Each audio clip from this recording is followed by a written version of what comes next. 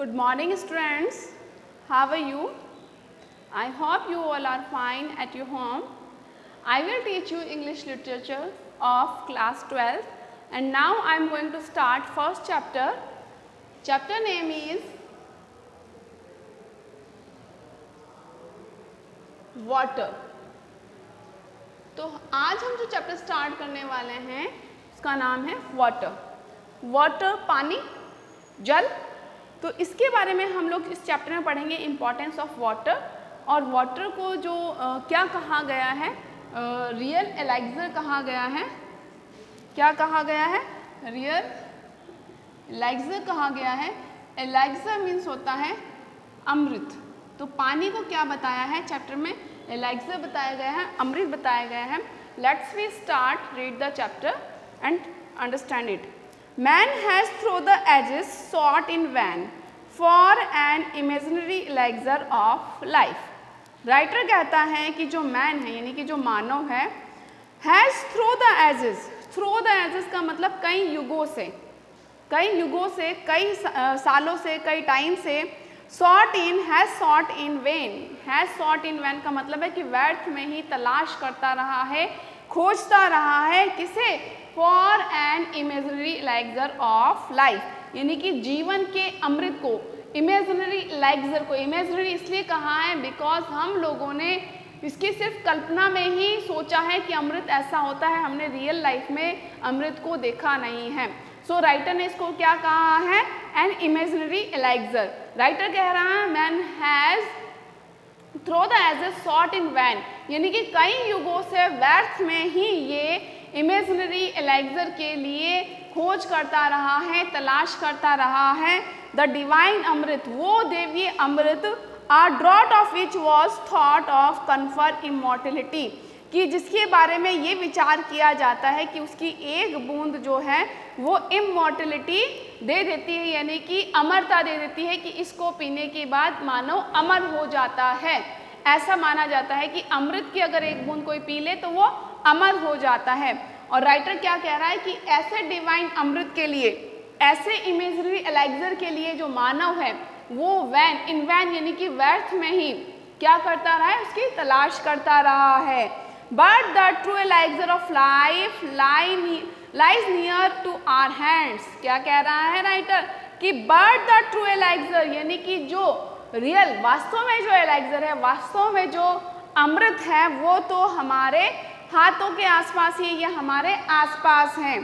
For it is the commonest of all liquids. ये फिर क्या है? ये रियल एलाइजर क्या है जो हमारे आसपास ही है? It is the commonest liquid. ये क्या है? एक कॉमन लिक्विड है. It is the commonest of all liquids, यानी कि जितने भी लिक्विड हम बनाते हैं तो इसमें ये कॉमन होता है. तो क्या होता है? जितनी भी चीज़ हम लिक्विड बनाना चाहें, उसको पतला बनाना चाहेंगे तो तरल बनाना चाहेंगे तो हम पानी ऐड करते हैं ना. तो राइटर क्या कहना चाह रहा है कि लेकिन जो ट्रू एलाइजर है, जो सच में वास्तव में जो एलाइजर है वो क्या है? कॉमनेस्ट होता है इन ऑल लिक्विड. वो क्या है? Plain water. तो ट्रू एलाइजर किसे कहा है राइटर ने? प्लेन वाटर को. ठीक है. आई रिमेंबर, राइटर आगे एक्सप्लेन कर रहा है, इम्पॉर्टेंस बता रहा है कि क्या क्या इम्पॉर्टेंस है और कैसे ये एलाइजर है, कैसे ये अमृत है. I remember one day standing on the line which separates the Libyan desert from the valley of the Nile in Egypt. कि इजिप्ट में क्या है कि लीबियन डेजर्ट को जो लाइन सेपरेट कर रही थी किससे? वैली ऑफ नील से, यानी कि नील की घाटियों से लीबियन डेजर्ट को जो लाइन सेपरेट कर रही थी उस पर ये खड़ा है और ये चीज़ उसे याद है. I remember one day standing on the line, कि मुझे याद है कि मैं एक दिन खड़ा था ऑन द लाइन, उस लाइन पर विच सेपरेट्स लीबियन डेजर्ट, जो कि लीबियन डेजर्ट को सेपरेट करती है फ्रॉम वैली ऑफ नील. किससे? लीबियन डेजर्ट को किससे सेपरेट कर रही है? वैली ऑफ नील से इन इजिप्ट में. अब ये क्या ये डिस्क्राइब कर रहा है कि ये एक ऐसी लाइन पर खड़ रहा है जो दो एरिया को सेपरेट कर रहा है. एक साइड में तो उसकी क्या है? लीबियन डेजर्ट है, on the other side valley of Nile है. ठीक है, नील की घाटी है. तो अब ये डिस्क्राइब कर रहा है कि लीबियन डेजर्ट कैसा एरिया है geographically and valley of Nile कैसा एरिया है, ये डिस्क्राइब कर रहा है। On one side was visible a sea of billowing sand, यानी कि वो ये कह रहा है कि एक तरफ तो रेत का लहराता हुआ क्या है, समुद्र है, एक तरफ क्या है बेटा, लहराता हुआ समुद्र है, यानी कि लार्ज, यहाँ पर बिलोइंग का मतलब है लार्ज सैंड, यानी कि बहुत बड़ा मिट्टी का, रेत का क्या है, समुद्र है। Without a speck of green और a single living thing anywhere visible on it, वो कह रहा है इस पर एक भी ग्रीन पत्ती नहीं है कि रेत का इतना बड़ा समुद्र है एक साइड। तो कौन सा हो सकता है, वो लीबियन डेजर्ट को बता रहा है कि लीबियन डेजर्ट के बारे में बता रहा है कि एक साइड में तो क्या है, sea of billowing sand, sea of billowing sand, यानी कि जो रेत का बहुत बड़ा वाइड क्या है, समुद्र है, उसके ऊपर कोई भी एक ग्रीन स्पैक भी नहीं है, यानी कि ग्रीन एक पत्ती नहीं है, और ए सिंगल लिविंग थिंग, और वहाँ पर कोई भी एक लिविंग थिंग भी नहीं नज़र आ रही है। ऑन द अदर साइड, और दूसरी साइड को डिस्क्राइब कर रहा है, ये दूसरी साइड कौन सी है, valley of Nile. On the other side lay one of the greenest most fertile and densely populated area, कि एक तरफ तो क्या है, रेत का बड़ा समुद्र है जहाँ पर एक भी सिंगल लिविंग ऑर्गेनिज्म या लिविंग थिंग नहीं है। ऑन द अदर साइड, जबकि दूसरी साइड में क्या है, one of the greenest most fertile densely populated area है, और दूसरी तरफ घनी आबादी वाला है, बहुत ज़्यादा फर्टाइल और बहुत ज़्यादा हरियाली ग्रीनेस्ट वाला एरिया है। ठीक है, to be found anywhere on the earth, teeming with life and vegetation, और वहाँ पर क्या है, लाइफ भी है और वेजिटेशन भी है, यानी कि जीवन भी है और वनस्पति भी है।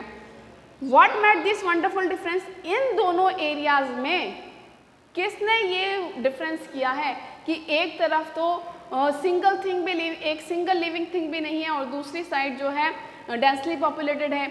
एक साइड में तो एक भी ग्रीन पत्ती नहीं है, जो दूसरा साइड है वो मोस्ट फर्टाइल एरिया है। तो what made this wonderful difference, ये डिफरेंस किसने किया है, बता सकते हो आप, कौन करता है डिफरेंस कि भाई एक चीज़ को फर्टाइल होना, दूसरी चीज़ बैरन होना, तो किससे होती है, वाटर से। तो आगे वो कह रहा है it is the water of river Nile, ये क्या है, किसने बनाया है, it is the water of river Nile, की रिवर जो नील है, नील रिवर का जो पानी है उसी ने ही ये डिफरेंस किया है कि लीबियन डेजर्ट का जो एरिया है वहाँ पर जो सी है वो रेत मिट्टी का समुद्र है, और वहाँ पर लिविंग थिंग, एक भी सिंगल लिविंग थिंग नहीं है। दूसरी तरफ क्योंकि वहाँ पर रिवर नील जो है वो फ्लो करती है वैली ऑफ नील में, यानी कि नील की जो घाटी है वहाँ पर रिवर फ्लो कर रही है। कौन सी रिवर है वो, नील रिवर का जो पानी है वो फ्लो करता बहता है, सो दैट कि वहाँ पर क्या है, डेंसली पॉपुलेटेड एरिया है एंड फर्टिलिटी विजिबल होती है। तो ये जो डिफरेंस बनाया है, ये बनाया है the water of the river Nile. ठीक है, आगे लिखा है कि geologist tells us what the entire soil of the Nile valley is creation of the river itself। Geologist क्या कहते हैं कि जो entire soil of Nile valley, कि नील वैली की जितनी भी मिट्टी है, जो फर्टाइल मिट्टी है, कि जिसकी वजह से वहाँ पर डेंसली पॉपुलेशन भी मिलती है, ग्रीनेस्ट एरिया भी है, मोस्ट फर्टाइल एरिया भी है, तो वो जो मिट्टी है, फर्टाइल जो मिट्टी है किसकी, नील वैली की, ये किसने बनाई है, is a creation of the river itself, ये नदी ने खुद ने बनाई है। अब नदी मिट्टी कैसे बना सकती है, आगे हम पढ़ते हैं कैसे बनाई है। Brought down as the finest silt in it's flood waters, कि ये अपने बहते हुए पानी के साथ, ये बाढ़ के पानी के साथ में क्या लाती है, ब्रॉड लेकर आती है, brought down finest silt, finest silt यानी कि बिल्कुल बारीक कंकर पत्थर। जब रिवर जो ओरिजिनेट होती है from the mountain, then it bring, ये क्या लेकर आती है, सिल्ट, पेबल्स, अपने साथ में सिल्ट लाती है, पेबल लाती है, बट जैसे जैसे ये डाउन फ्लो होती है, नीचे की तरफ फ्लो होती है, तो ये जो पेबल्स है ये फाइनेस्ट सिल्ट में चेंज हो जाते हैं। फाइनेस्ट सिल्ट यानी कि जो बड़े कंकर पत्थर होते हैं वो छोटे छोटे कंकर बिल्कुल बारीक कण में बदल जाते हैं, और ये क्या बन जाती है, मिट्टी बन जाती है।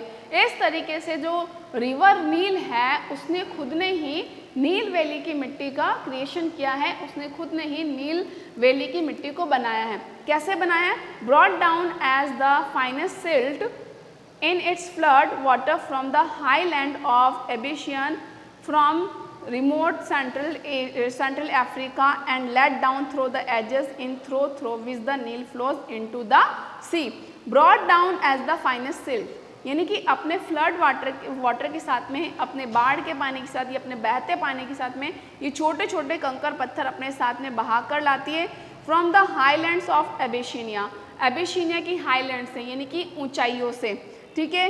And from remote central Africa, कहाँ से मिट्टी ला रही है?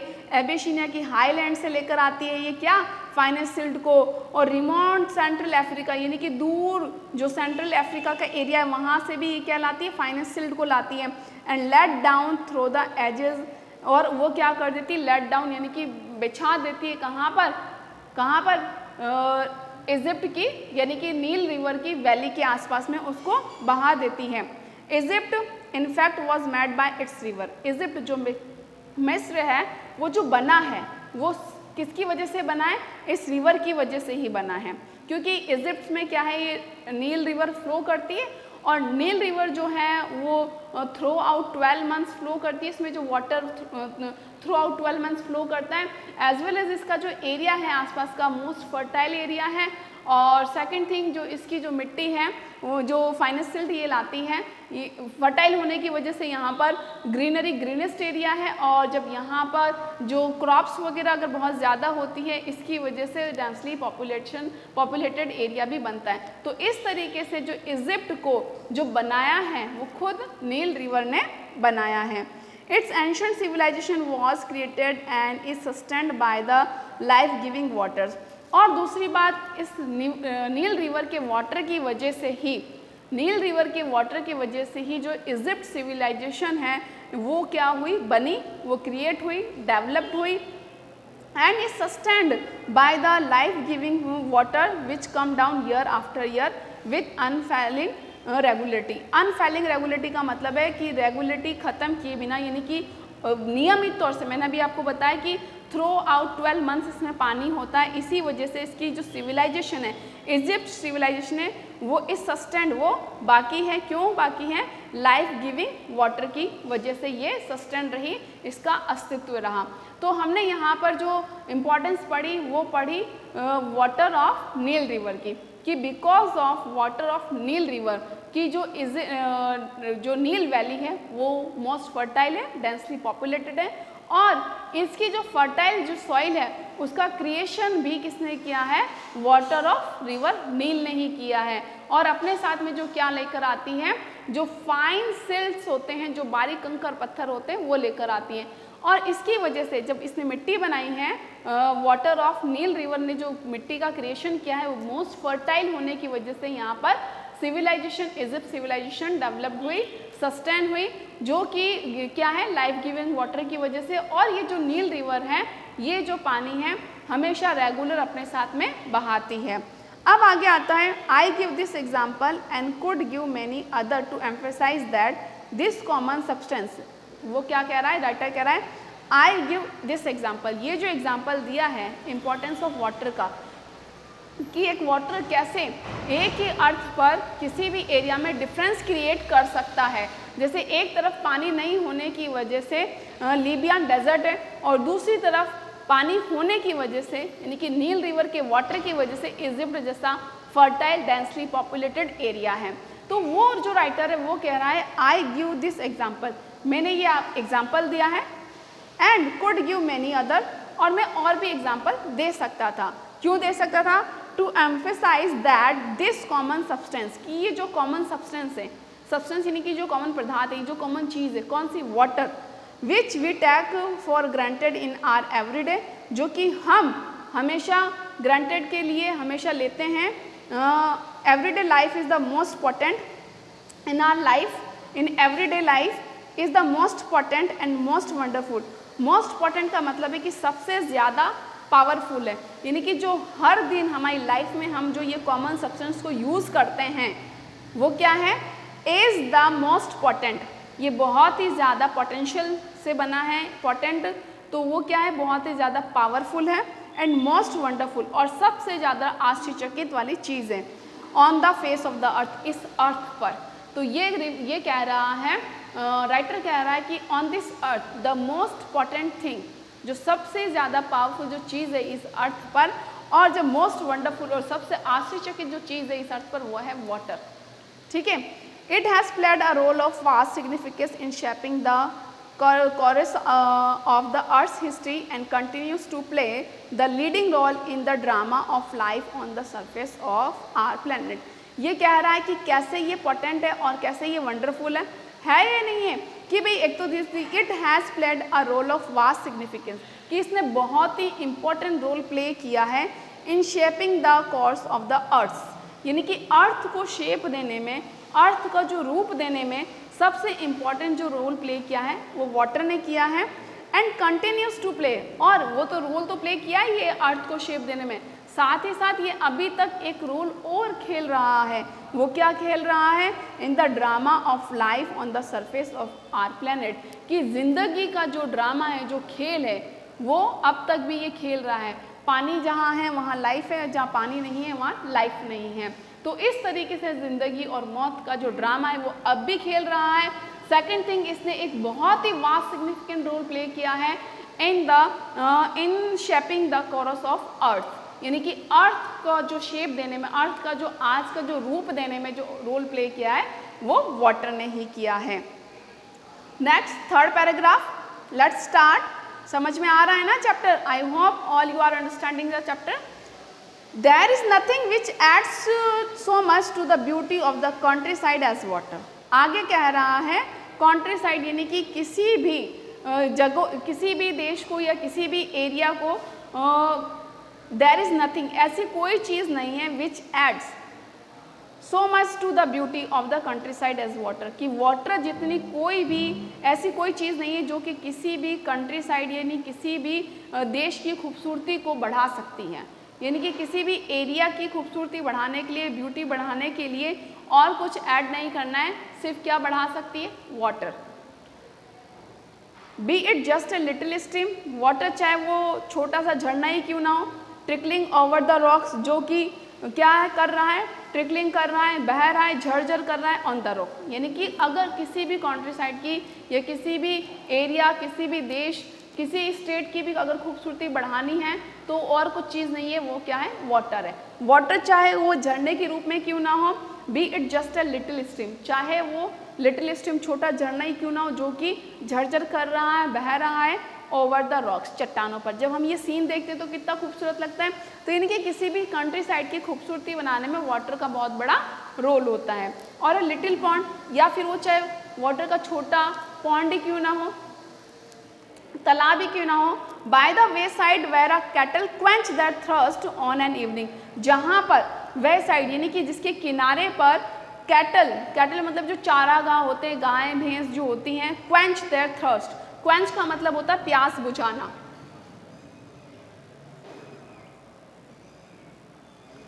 क्वेंच, क्वेंच का मीनिंग होता है प्यास बुझाना।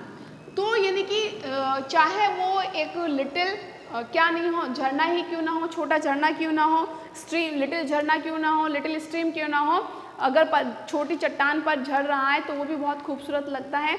और अ लिटिल पॉन्ड, या फिर वो कोई छोटा पॉन्ड का क्यों ना हो, बाय वे साइड, जिसके एक साइड पर जो कैटल्स हैं वो अपनी क्वेंच, अपनी प्यास बुझा रहे हैं ऑन एन इवनिंग, शाम को। जब हम ये सीन देखते हैं तो वो भी किसी भी कंट्री साइड का क्या बढ़ाती है? उसकी ब्यूटी को एनहेंस करती है, बढ़ाती हैं।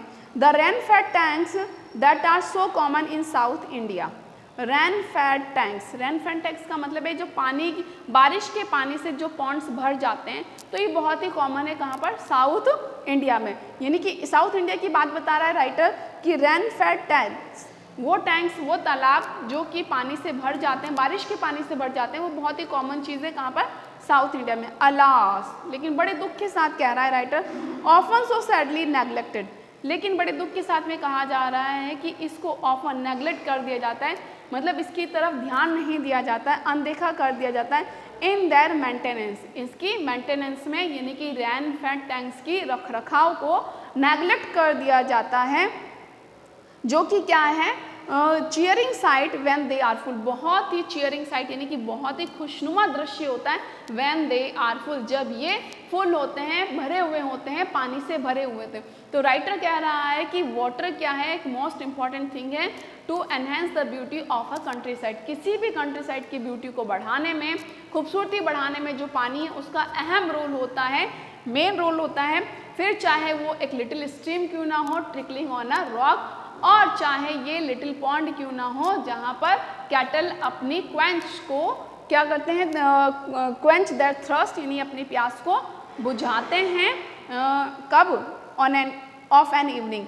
अब ये बात करता है कि the rain fed tank are the commonest thing in South India, ये बहुत कॉमन है, बट दे आर नेग्लेक्टेड, बहुत ही नेग्लेक्ट कर दिया जाता है क्या, इन मेंटेनेंस को।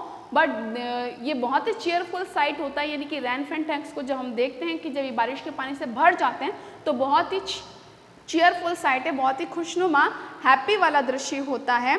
दे are of course shallow but this is less evident since the water is silt laden and throw the light back. The bottom does not therefore show up. They are of course shallow, यानी they are of course, हाँ वो जो rainfed tanks है यहाँ पर जो they refer हो रहा है वो रेनफेड टैंक्स के लिए हो रहा है कि वो ऑफ कोर्स शैलो होते हैं, यानी कि लेस डीप होते, कम गहरे होते हैं, ज़्यादा गहराई में नहीं होते हैं। But this is less evident since the water is silt laden and throws the light back. लेकिन वहाँ पर जो सिल्ट्स होते हैं, लेकिन उस टैंक्स में जो सिल्ट हैं यानी कि जो कंकर पत्थर है, तो उसके ऊपर से the bottom does not therefore show up, जो बॉटम है वो क्या है, दिखाई नहीं देता है। कि बॉटम दिखाई नहीं देने की वजह से हम ये एस्टिमेट नहीं लगा सकते कि वो डीप नहीं है, यानी कि वो ऐसा लगता है कि वो बहुत डीप है, बॉटम दिखाई नहीं देता। क्यों नहीं दिखाई देता है, बिकॉज ऑफ सिल्ट, कि उसके नीचे जो कंकर पत्थर दबे हुए रहते हैं, यानी कि रेनफेड टैंक्स में जो सिल्ट है, जो कंकर है, जो पेबल्स हैं, उनकी वजह से बॉटम क्या नहीं हो रहा है, the bottom does not therefore show up, कि बॉटम ऊपर की तरफ दिखाई नहीं देता है। These tanks play a vital role in South Indian agriculture. और ये जो रेनफेड टैंक्स हैं ये क्या है, बहुत ही इंपॉर्टेंट रोल प्ले करते हैं, किसमें, एग्रीकल्चर में। ये रेनफेड टैंक कहाँ पर मिलते हैं बेटा, साउथ इंडिया में, और एग्रीकल्चर के लिए इनका बहुत ही बड़ा रोल होता है। इन मैसूर बता रहे हैं कि एग्जाम्पल में बताया जा रहा है कि how they play an important role in agriculture in Mysore, Mysore जो कि कर्नाटक में आता है। For example much of the rice is grown in them, कि सबसे ज़्यादा राइस जो है वो इन रेनफेड टैंक्स में ही ग्रो किया जाता है। Some of these tanks are the surprising large, और कुछ टैंक्स तो बहुत ही ज़्यादा लार्ज होते हैं, and it is a beautiful sight, मतलब इतने बड़े होते हैं, और उन लार्ज रेनफेड टैंक्स में एक बहुत ही ब्यूटीफुल साइट होता है, एक बहुत ही खूबसूरत दृश्य होता है, to see the sunrise और sunset over one of them, कि उनके ऊपर रेनफेड टैंक से बहुत ही खूबसूरत दृश्य दिखता है सनराइज का और सनसेट का। Water in a landscape may be compare to the eyes in the human face. यहाँ पर कह रहा है कि जो लैंडस्केप है यानी कि जो अर्थ है उसके ऊपर वाटर को हम किससे कंपेयर कर सकते हैं, eyes to the eyes in a human face. जिस तरीके से ह्यूमन फेस पर आँखों का बहुत बड़ा और इम्पॉर्टेंट रोल होता है, वैसे ही लैंडस्केप पर वाटर का इम्पॉर्टेंट रोल होता है। तो जिस तरह फेस पर आँखें होती हैं उससे हम कंपेयर कर सकते हैं लैंडस्केप पर वाटर का। तो यहाँ पर लिखा वाटर इन अ लैंडस्केप में भी कंपेयर, कि पानी जो कि अर्थ पर जो पानी है उसको हम कंपेयर कर सकते हैं आइस पर, आइस की तरह, आँखों की तरह, in a human face. It reflects the mood of the hour, यानी कि जिस तरीके से हमारी आँखों से मूड का पता चल जाता है, अगर हमारी आँखों में चमक है तो इसका मतलब क्या लगता है, हम बहुत हैप्पी हैं। अगर हमारी आँखों में थोड़ी उदासी दिखती है तो ऐसा लगता है कि हम बहुत उदास हैं या दुखी हैं। तो it reflects the mood of the hours, यानी कि जो पानी है ये हर घंटे का मूड बताता है, ठीक है। Being bright and gay when the sunshine, कि जब सनशाइन हो रहा होता है, जब सूरज चमक रहा होता है तो पानी जो है, समुद्र का पानी है, जो नदी का पानी है, कोई भी पानी, वो ब्राइट दिखता है। एंड टर्निंग टू डार्क, और क्या, जब ये भी ब्लैक हो जाता है, कब हो जाता है, जब सन सेट हो जाता है, जब सन डूब जाता है। तो turning to dark and gloomy when the sky is overcast, जब बादल छा जाते हैं, ठीक है, स्काई इज ओवरकास्ट, जब बादल ढक जाते हैं तो क्या होता है, इसका जो रिवर का जो पानी है या समुद्र का पानी है, ये पानी जो है वो क्या हो जाता है, डार्क हो जाता है। तो इस तरीके से हम पानी को कंपेयर कर सकते हैं ह्यूमन आइज से, और ये किसको रिफ्लेक्ट करता है, मूड ऑफ आर्स को। Okay, rest of chapter we will continue tomorrow. Till then bye bye. और वीडियो लाइक करना है। If you have any query about English then you can contact me on this number 8559877989। Okay, till then bye bye, take care, and video like करना है, channel subscribe करना है। Thank you.